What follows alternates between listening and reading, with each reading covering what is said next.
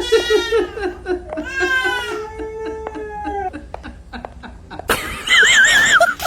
you mad?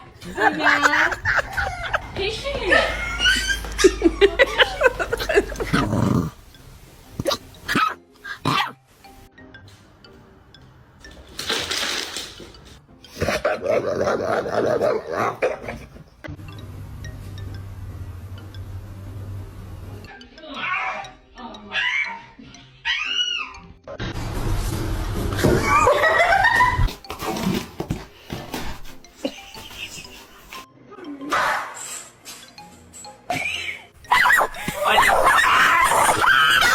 Big ass dog just walked up to me and I'm kind of scared about.